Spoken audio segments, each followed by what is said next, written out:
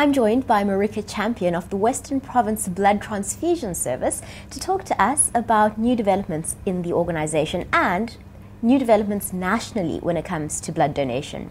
Thank you very much for joining me today. Thank you for having me. Now, it's a very, very exciting time because as of this month, gay men are now legitimate blood donors. That's correct. So can you explain the process to me? The Blood Service is mandated with collecting safe blood in South Africa. And to do that and to ensure that the blood is safe, there are a number of safety measures in place. And one of those safety measures is the donor questionnaire. And over the years, they've had to develop various methods to basically screen risk. And one of the methods traditionally in the past has always been a question asking men donors or male donors in particular whether they've had sex with other men, which had precluded them from donating blood based on the sexual act and the risk associated with it. Fortunately, lately we've been able to find other ways to ascertain whether there's risk. We've had much more rigorous testing which was implemented, and thus it's become unnecessary, and happily we can now actually treat all people in the same way regardless of their sexual orientation, and any new relationship is now regarded as risky, and the question is the same whether you're male, female, gay or straight. But it's been a long struggle to get to this point because, of course, we understand that HIV and AIDS isn't something that only affects the gay community. In fact, two gay men in a loving monogamous relationship are less at risk than a heterosexual man or woman who sleeps around a lot. Yes, that's exactly right. And the Blood Service has been aware of this for some time, and they've tried various ways to actually make it safe on the one hand, but on the other hand not to discriminate. The discrimination or the perceived discrimination was really unintentional. But one must understand that a blood service doesn't operate in isolation either. They're governed by international guidelines as well as national guidelines. And South Africa, in changing this legislation, is actually becoming somewhat of a world leader and going against some of the very developed countries in terms of their legislation. And that is why we've also had the buy-in from the Department of Health to make sure that, we don't act in isolation. So that is partially why it has taken so long. But we're very happy that we've come to this point because it's important to us not to discriminate against anyone.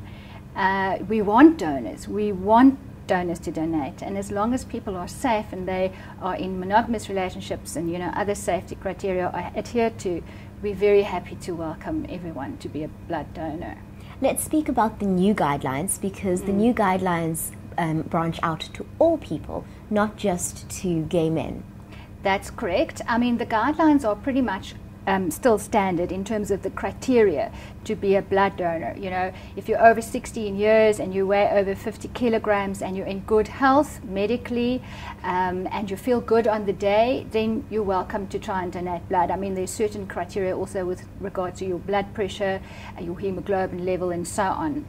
But it's something that everyone should try because there's a great need for blood donation.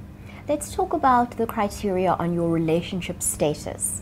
What are the criteria in that regard?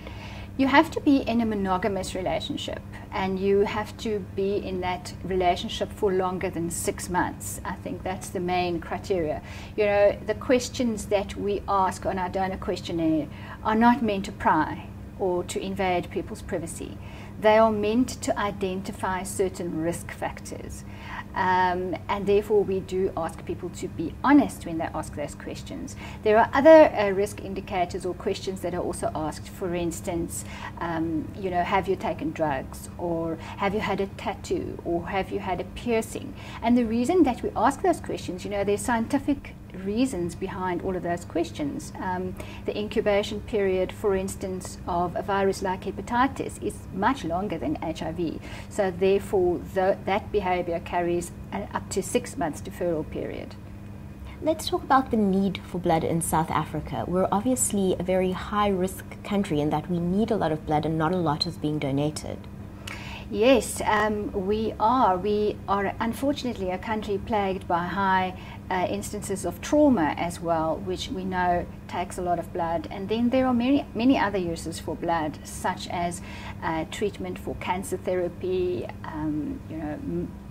mothers that have postpartum surgery or bleeding, hemorrhaging of various kinds. So yes, there's a great need, and internationally as well, there is an ongoing need and a great shortage of blood donors. Internationally it is shown that between 1 and 2% of the population usually are blood donors, and yet many, up to 75% of the population, may at some point require a blood transfusion. So if you do the math, it doesn't quite work out.